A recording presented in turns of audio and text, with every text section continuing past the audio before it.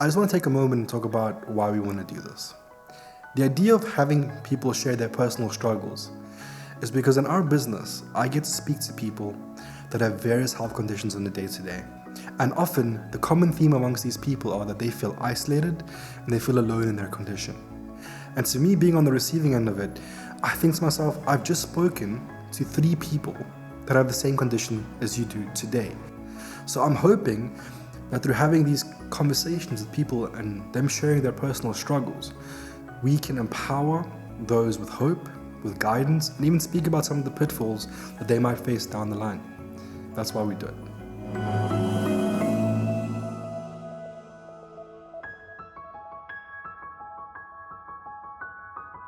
You weren't living your life.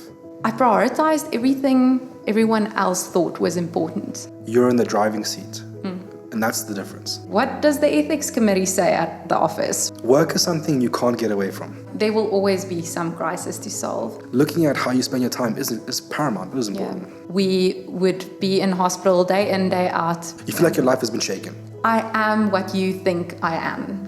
What you look for is what you'll find. None of us actually have life figured out.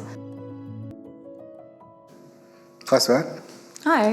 Thanks for being here today. Thanks. I'm really excited about this conversation. Since we had our pre-chat, I'm like, this is going to be a fun one. And especially because you actually had a lot of feedback, and I thought that's very helpful. Someone who knows the game. But I guess if we kind of get right into it, tell me, Swan, what is wrong with you? So I got to a point where I just had to reassess my life and reprioritize what is important to me. See, that's a huge statement in itself, saying it's like a restart to, well, what you value. And I fundamentally, if we speak about the point where you had to restart, why don't we go to just before and see what was life like there, given that you need to get to a point to restart? What was happening at that point?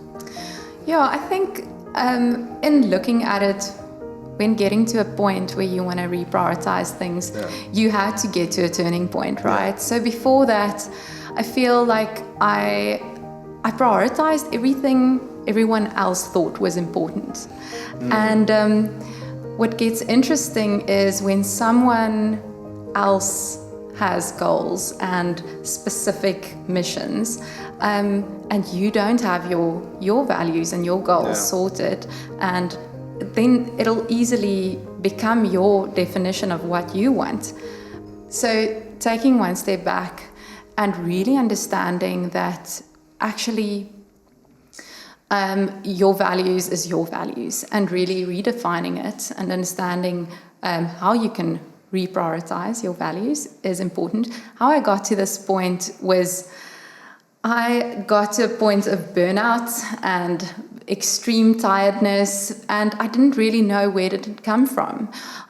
So rewinding, I realized that I put so much value in work and other people's priorities of things that are important to them, instead of really thinking around, but where do I get my energy from? Yeah, that's an interesting one. I think it's also a common theme, because you talk about, there's 3 things that stick out to me there. You speak about, and I feel like it was, if someone heard it, it was overlooked. And I want to get back and just reiterate what you said there. You said, I was prioritizing what other people wanted me to prioritize. You weren't living your life. Another theme I heard you speak about quite often is the word value system, or what you value, and how you're changing your value hierarchy. Could you run me through what that word means to you? Yeah, I think values means different things to different people. I think when we speak about values, you immediately think about your work-life values. How do you prioritize these different things? And I think anything can seep into it, right? So religion, I think religion can play a big role in people's value creation framework, and but also your work. What does the ethics committee say at the office, right? How is this thing governing how you live or how you do work, as well as, I guess, at home, what is values for the family. Yeah. I think more recently, people have started really valuing health and wellness, and really starting to put value and worth in that and spending time in it. We see it in the workplace, we see it in social settings. So to me, I think my values really got reevaluated the moment I realized, okay, but what does my goals look like? What does my priorities look like? And how do I spend my time?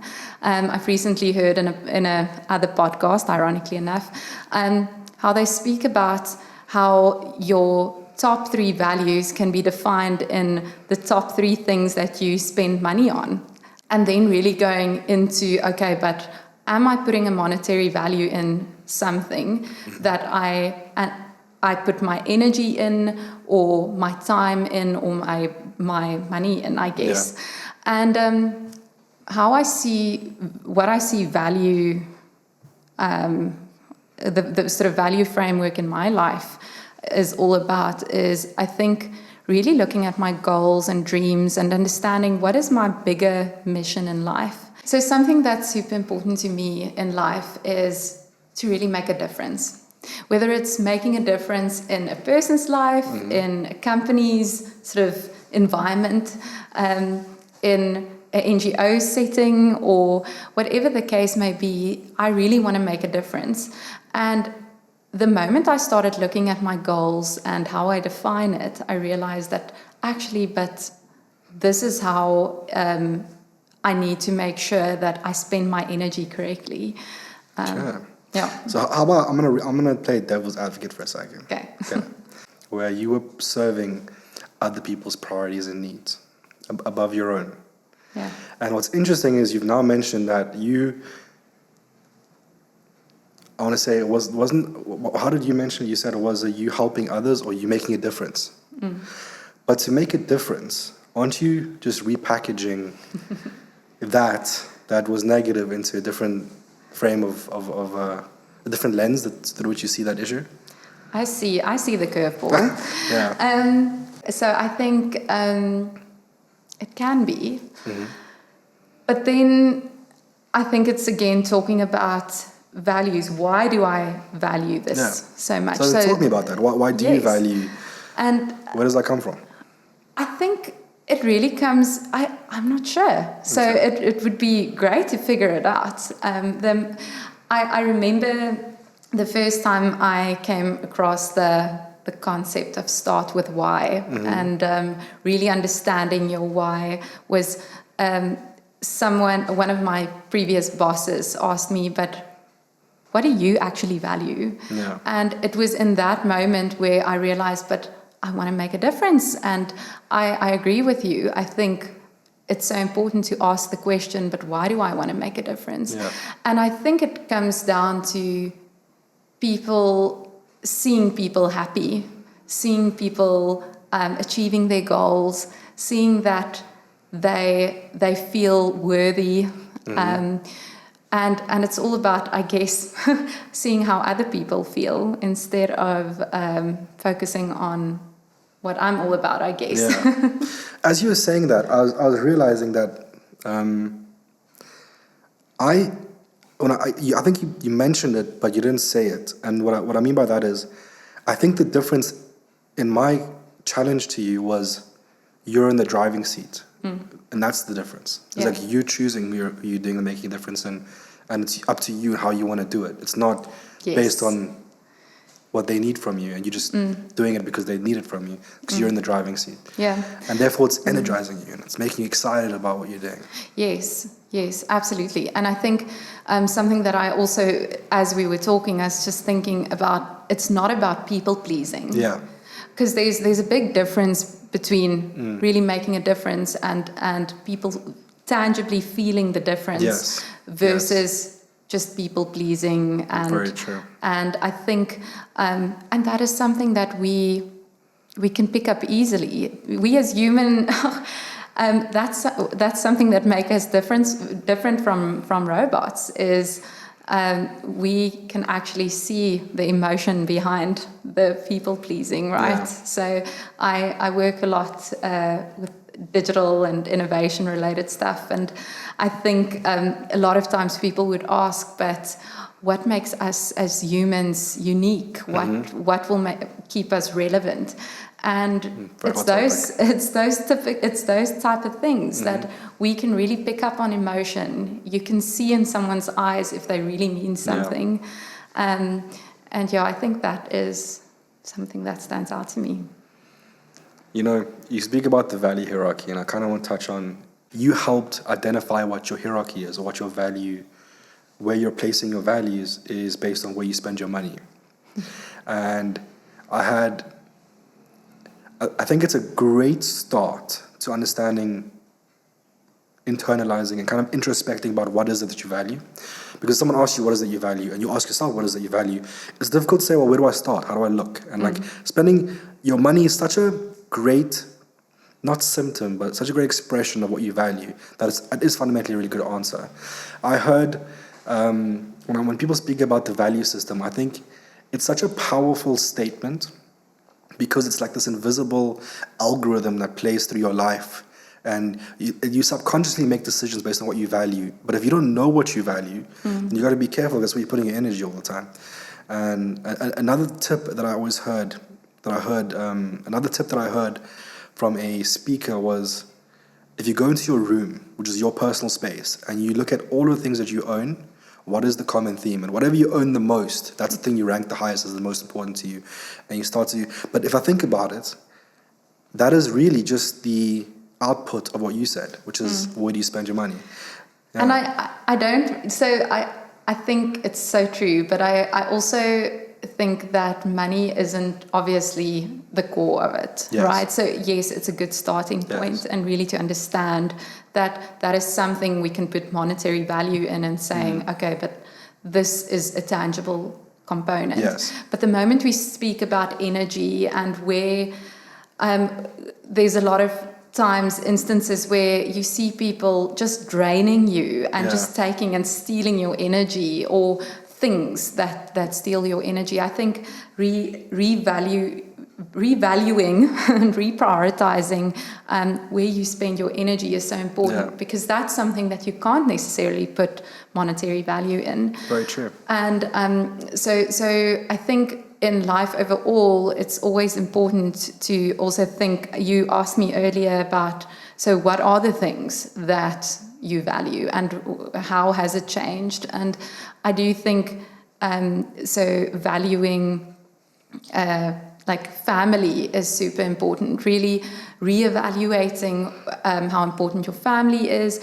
Where does work fit into your life? How do you balance work and life? Where do you get the energy, as we discussed just now? Is also understanding that if you do not have the energy, the positive energy that you want to bring to the workplace, for instance, you won't be in the right mindset to take things on and really drive it in the way that you want to. I think those, and then of course health is such a relevant topic too. Right before we jump into health, I wanted to make a comment on the work. Yeah. And because the thing that really comes to mind when you say that is, work is something you can't get away from. And because the theme of what you're talking about now is, where do I spend my time? Yeah. My time is what I value.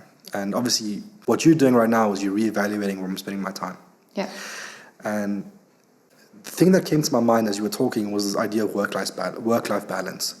And I think it's a bullshit notion, this idea of work-life balance, because it's actually, it's an impossible statement. There's no such thing as work-life balance. If you just buy, if you had 24 hours in a day and you need to work out, everyone works at least 8 to 9 hours. Doesn't account for the time you get to work, doesn't account for the time you leave work. It accounts for already half your day, if not more. Because you obviously do need to sleep at least 7-8 hours a day. So how much is left? Just by sheer basic maths, you can clearly identify that there's no way you can have work-life balance, because the work makes up so much time of your day. Meaning, whatever you do outside of work, you need to really take the time and think about, well, what am I doing with this time? Because you need to be at work at least. Yep. And then there's a whole other argument to say, well, okay, is what you're doing at work, is that making you happy? You know, like, is it feeling fulfilling? Is it? I know there's a lot of people that have to work for the sake of working, but you spend so much time there and you have very little time outside of it. I think looking at how you spend your time is paramount. It is important. Yeah, being deliberate about it. Yes. So I think at work we constantly get confronted with various things that's important to different people. You constantly get these different things that are important, and everything is a crisis. Everything is important to somebody. There will always be some crisis to solve. Yeah. And I think what happens a lot of times is eventually everything feels like a crisis, and you go into autopilot, and life just passes you by because you are constantly just running from the one crisis to the next, and either a crisis or just doing what you have to do to get through the day. And I think that's why it's so important to be deliberate with anything that you pick up, whether it's at work or in life overall. Yeah. The notion of life passing you by is an interesting one. I realize when you get so sucked into other people's life, even, you know what, I even say my own ideas.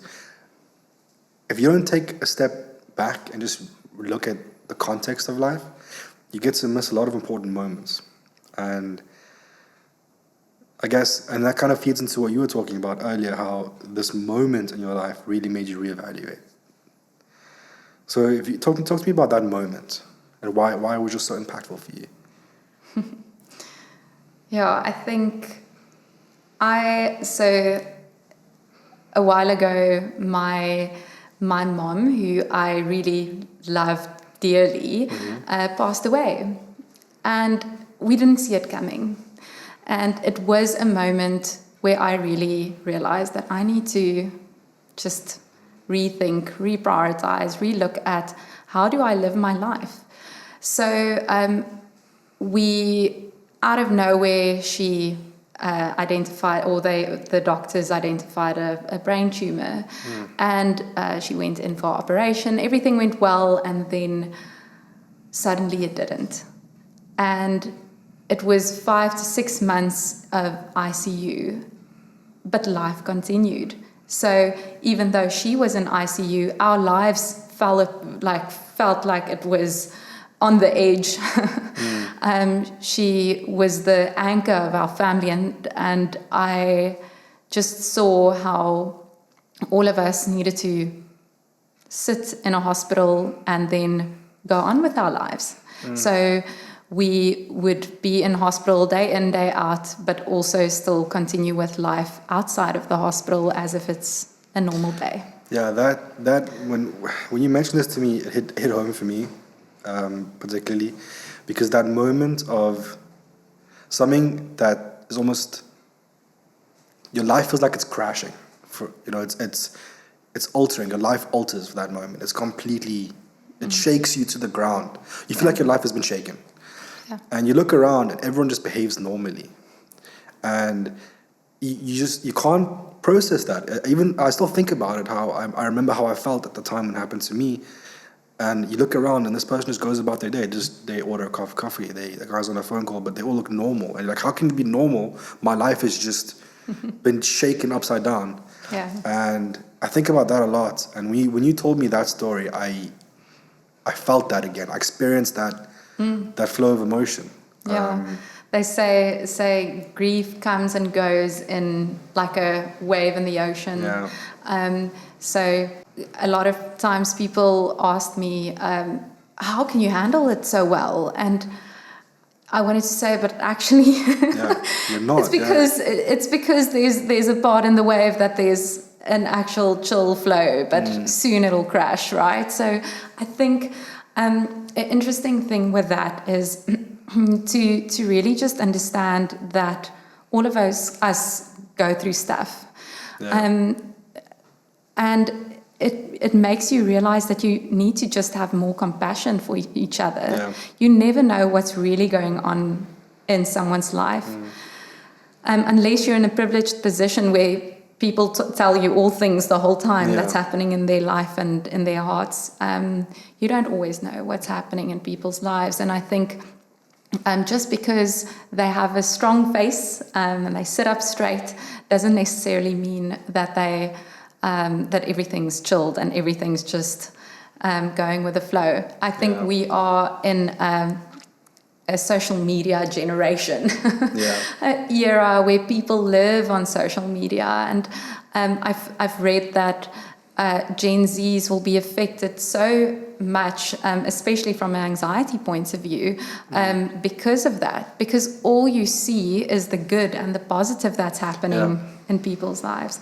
Even people that take you everywhere. I mean, TikTokers and people that take you everywhere on their journey, on their videos. Even they have something outside of their social media that they don't necessarily share. And whether it is something positive and amazing or something that is devastating. Yeah. I think about Robin Williams when you say that. Yeah. You know, he was a fantastic comedian. Obviously, everyone, I don't tell you who he is, you know who he is. And at the end, and I loved his movies. I watched the one where he played the doctor, where it's all about him making people happy. I can't remember what the movie was called. And then I remember watching it, loving it, and then I hear he passed away, and I heard what he was going through. I didn't know at the time. Obviously, you wouldn't tell everyone. And then upon rewatching his movies, it was so tainted with...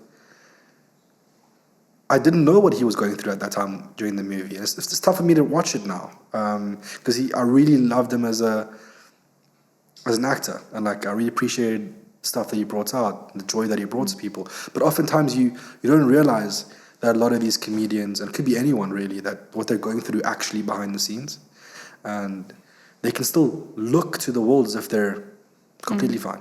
Yeah. I think, and that speaks a little bit to the whole impostor syndrome. That none of us actually have life figured out. We all try our best, and we try to learn, and we try to go at a pace that is like next to none. But we all have a way of figuring things out as we go along. It's so interesting in the world of like marketing, for instance. It is so ever changing that no one can really be an expert. Even the experts feel that way. So we always speak about a subject matter expert, but what does that really mean? And I think when we look at imposter syndrome, which is such a relevant topic, especially in the sort of corporate environment, where people just sometimes feel like an imposter. They feel like they might have all the accreditations, they might have everything like behind them that show that they are very deserving fit of this role, very fit for this role.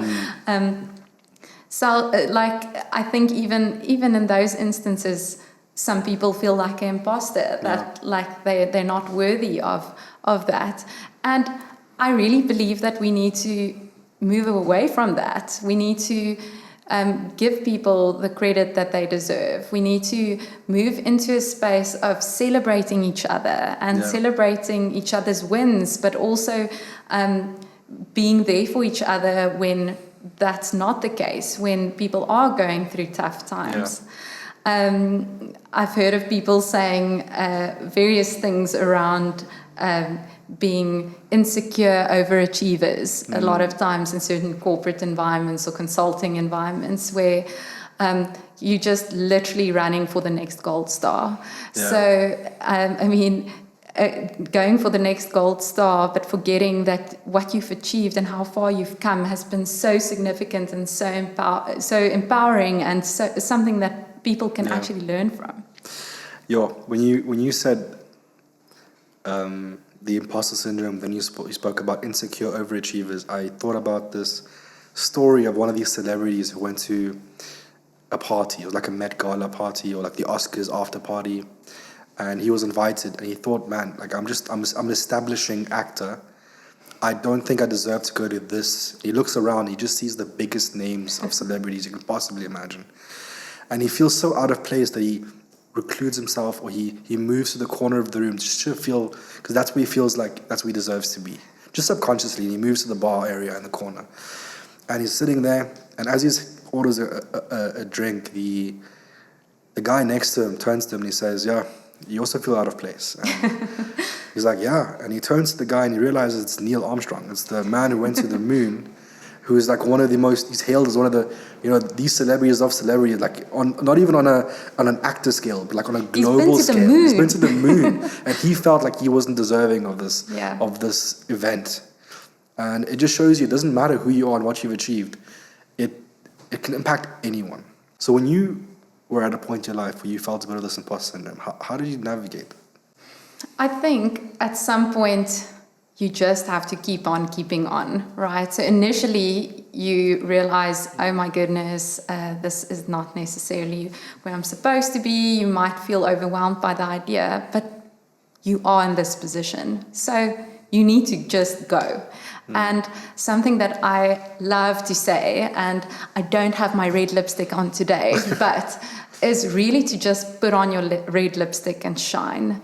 Because there's beautiful stories about women in World War II that really wanted to be patriots and like also do their part in the war. And they didn't know how to, and eventually they received like red lipstick. And I don't know the detail of the story. Please, to your listeners, please go Google it. It's a pretty cool story. And it's all about women just putting on their red lipstick. It's something that you would think will not sell in a time of depression. Yeah. But the moment you feel worthy, you feel prettier, or you feel like your spirit is uplifted, that moment, it's like you just start shining. And I want to lean into like really being or leaning towards living towards the light. So really understanding that there is a lot of darkness in this world. This world is like filled with darkness and scary things and things that is unfair. And but it's more important to just turn your face towards the light, because that is where you start shining. That's where you will find yourself, being more energized, as we spoke about, where you spend your energy. The moment you turn away from this darkness that constantly want to seep in and steal your energy, if you turn towards the light, it just helps to navigate those dark waters, I guess. Yeah. See, and especially that is applicable now more than ever, because we're so connected to what the world is going through. There was a time, must have been a year or two ago, where in the first 3 months it felt like the most insane 3 months that our world has ever faced. Like we had this war, the threat of nuclear war for the whole planet. We had natural disasters in various countries. We had so many things happen. I think COVID started.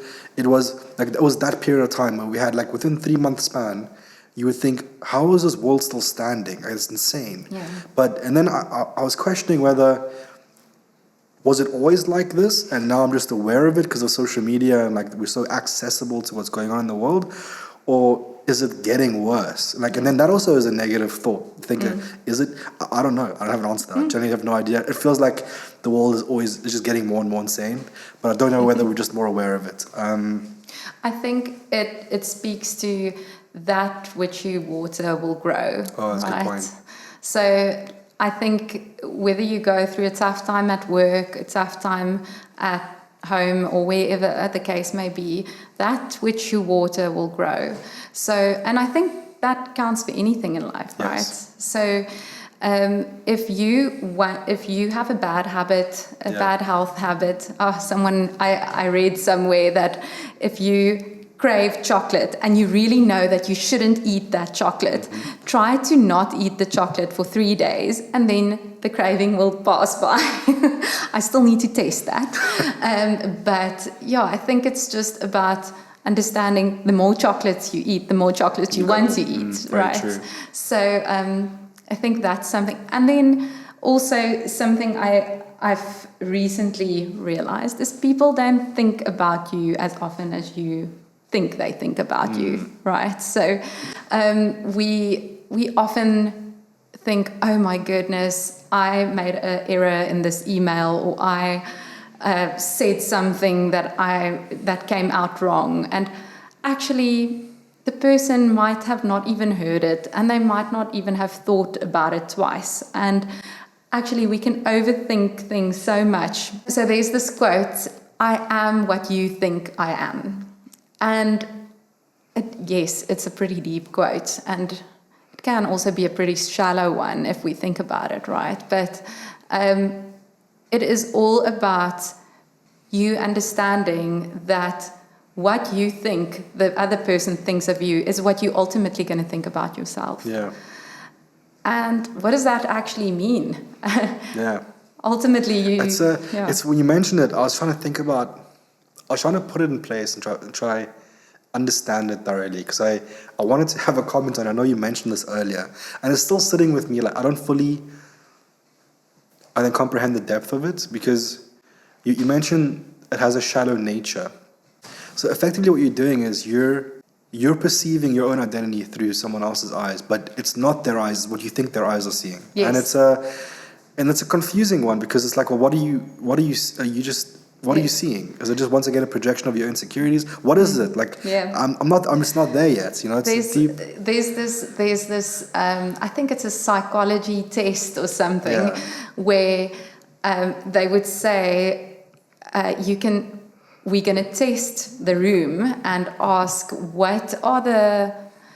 we're going to ask you 3 different questions about animals, what animal you think you are. Then you'll start off by asking a question. So what animal do you think you are? And then secondly, what animal do you think other people think you are? And then ultimately, what animal are you? And it's all about navigating around, am I thinking this? Am I who am I really? Yeah. And I don't know the detail. Your psychology listeners might know better. It's crazy how I feel like you've asked the same question 3 times from a different perspective, but they're all different. So, but it's the same question in essence, but it's, when you're asking me, I was thinking about it for myself. What animal am I? Yeah. But then as you're answering it, every time you ask the next question, I was leaning towards a different answer. Yeah. And like, that is, I don't know why. Yes. It's worth looking into that study to read up more about it. And that is actually the result, is all of those characteristics are different things. When you were mentioning how you view things and what you feed being important to you, or being an important thing to consider, I was taken back to a memory I had when I was in Los Angeles. I was at a talk, and one of these obnoxious speakers, these motivational speakers, was there, and he was interviewing a guy from a businessman, a very wealthy businessman from China. And at the very end of the conversation, and this guy from China was incredibly wise, and he was mentioning all these great things, very similar to when you ask Jack Ma, who owned Alibaba. He would have such a wisdom that he can infer on people, and he was very similar. And at the very end, he asked him the most classic, obnoxious question, and it sits with me to this day. He asked him something like, does he think China will take over the world, right, because of where it's going? And he phrased it a little bit more obnoxiously. And I sat there, I'm like, wow, I can't believe you asked him that. And then when I was waiting for his response, the guy took a moment, and he said, what you look for is what you'll find. Yeah. And I saw him say it, and then the guy that asked him the question, it just went over his head. And he's like, no, I hear what you're saying, but do you think China will take over the world? Is that what they want to do? And he's like, I'll say it again. What you look for is what you'll find. And he didn't get it. You can see he clearly didn't get it. But it sat with me since that day. And true as day, now when I sat here, I told you, is the world getting worse? And you said, what you feed is what will grow. And I'm like thinking, well, if I'm looking for reasons as to why the world is getting worse, I'm going to find them. But I can equally look to reasons why the world is getting better, and I'll find them as well. We're both right. Yeah. The question is, where do I want to go? 100%. And that's where my focus is going. That's where I'll go. I'm getting goosebumps as you say it. I couldn't end it on a higher note, I guess. Then, again, I guess that's what we leave with then. I really want to thank you for coming on today. It was a very insightful conversation we had. It's been really great being here. Thank you.